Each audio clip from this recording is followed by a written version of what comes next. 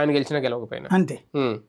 ఆయన చీల్చే ఓట్లు ఈయన ఓడగొడితే ఆయన గెలిచినట్టే.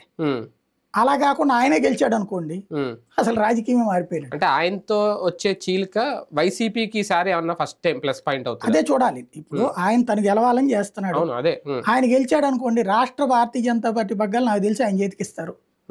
నెక్స్ట్ 2029 నాటికి భారతీయ జనతా పార్టీ అనేటువంటిది ఆంధ్రాకి అన్నామలై అవుతాడు ఆయన ఖచ్చితంగా.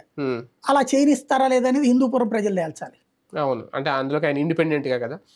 ఇక నారా లోకేష్ విషయం వస్తే ఈసారి, ఎందుకంటే అక్కడ కూడా మహిళనే పెట్టారు, ముందుగా చిరంజీవి అనుకునే పెట్టారు, ఈయన కూడా మంచి ఎఫెక్టే పెడుతున్నారు.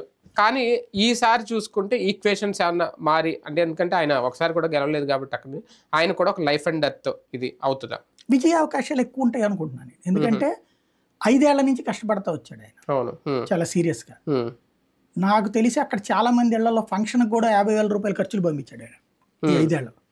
పేదల ఏదైనా ఫంక్షన్, పెళ్ళో పేరంటం ఉంటే 10,000 నుంచి 50,000 దాకా ఖర్చులకు పంపించాడు డబ్బులు. అట్లాగే చాలా మందికి చాలా రకాలు వ్యక్తిగత సాయాలు చేశాడు.